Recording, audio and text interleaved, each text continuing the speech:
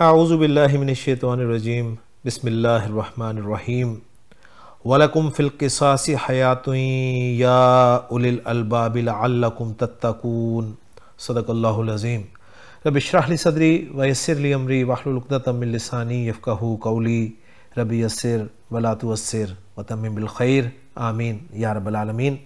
آج کے سبق میں انشاءاللہ تعالی سورۃ البقرہ کی آیت نمبر 179 کو گرامیٹیکلی انالائز کریں گے۔ آیت آپ سکرین پہ لکھی دیکھ رہے ہیں اور آیت کی تلاوت میں نے آپ کے سامنے کر دی ہے۔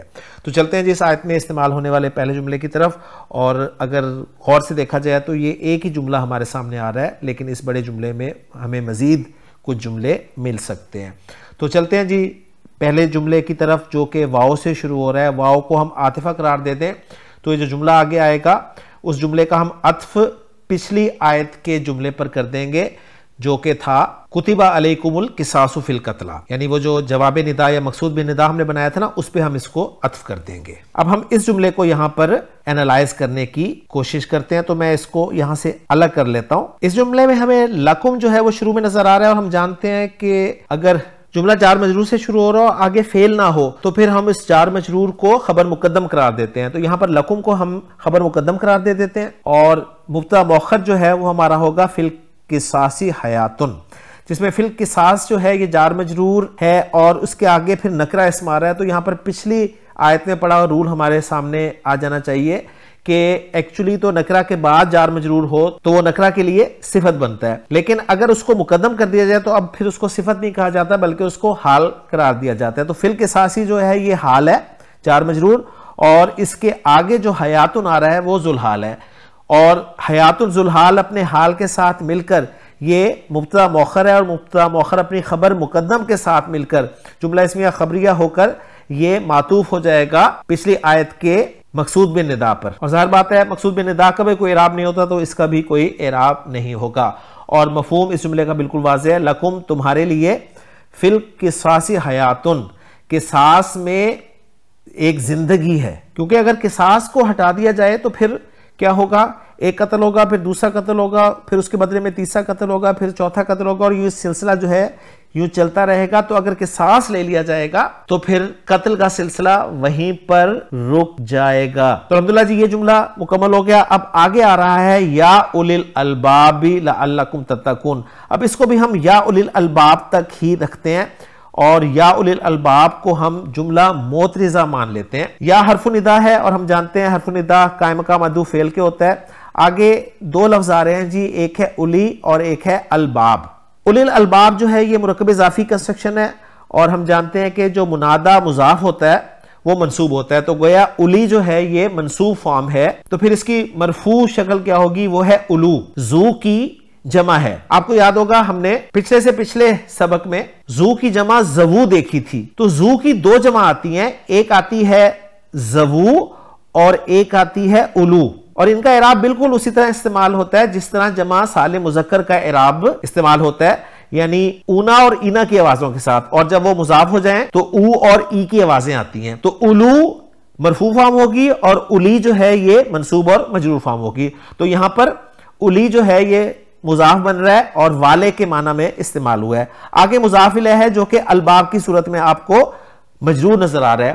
الباب کسے کہتے ہیں؟ الباب کے لیے آپ سکرین پہ دیکھ رہے ہیں لام بابا اس کا مادہ ہے، اگر فعل کے طور پہ استعمال ہو تو لببا یلببو، لبا یلبو، لبن اور لببن مصدر ہے، اور اس کے معنی ہے کسی چیز کا ست یا جوہر نکالنا، یعنی اس کا مغز جسے ہم کہتے ہیں نا، بادام یا اخروٹ وغیرہ کی گری نکالنا، اور اس کے دوسرے معنی ہے عقل مند ہونا، اور انسان کا جوہر اس کی عقل ہے۔ تو گویا جو ایکسٹریکٹ جسے ہم کہتے ہیں نا وہ مراد ہے۔ اس سے نیچے لکھا ہوا ہے لب، اور اس کی جمع ہے الباب۔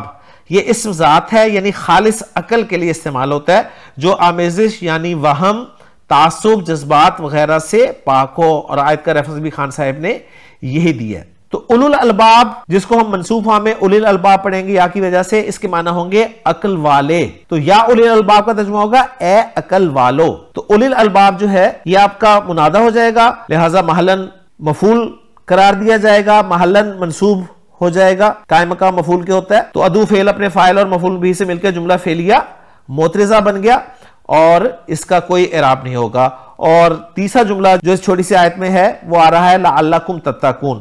सिंपल सा जुमला है जो कि लअल्ला हर्फ ज़रूफ मुशब्बह बिल फ़ेल से शुरू हो रहा है, और हम जानते हैं कि जब भी हर्फ ज़रूफ मुशब्बह बिल फ़ेल आता है उसका एक इस्म होता है और एक खबर होती है। इस्म हुरूफ मुशब्बह बिल फ़ेल का मंसूब होता है और खबर जो है मरफू होती है। तो कुम की ज़मीर जो है यहाँ पर ये लअल्ला का इस्म है और खबर जो है वो तत्ताकून की सूरत में आप देख रहे हैं। वाव काफ या मादा बाब इफ्तियाल, इत्तका यत्तकी, इत्तेकान डरना, तकवा इख्तियार करना के माना में इस्तेमाल होता है। तो तत्ताकून फेल और फाइल हो गया, जमा मुज़क्कर हाजिर का सीखा है, वाव ज़मीर मरफू मुत्तसिल इसका फाइल है, और ये फेल अपने फाइल के साथ मिलकर जुमला फेलिया होकर ये लअल्ला की खबर बन रहा है। और लअल्ला की खबर जैसे मैंने कहा हुरूफ मुशब्बह बिल फेल की खबर मरफू होती है, तो यहाँ पर तत्ताकून जुमला फेलिया को हम महल्लन मरफू करार देंगे।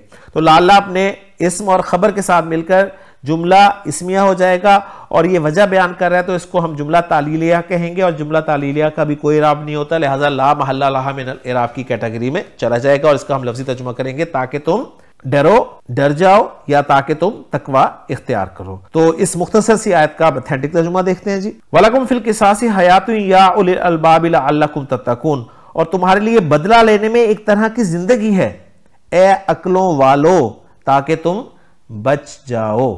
और मैं अर्ज कर चुका हूं कि किसास की हिकमत अल्लाह ताला ने बयान की है इस आयत में कि किसास में जिंदगी है, इसलिए कि जिसके जहन में ये बात हर वक्त रहेगी कि अगर उसने किसी को कत्ल किया तो उसको कत्ल कर दिया जाएगा, तो वो किसी को कत्ल नहीं करेगा।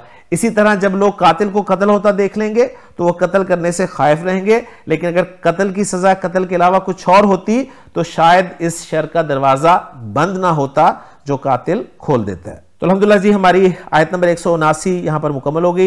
इंशाअल्लाह ताला अगले लेक्चर में नई आयत के साथ आपसे मुलाकात होगी। सुब्हानकल्लाहुम्मा व बिहम्दिका अशहदु अल्ला इलाहा इल्ला अंता अस्तगफिरुका व अतूबु इलैक।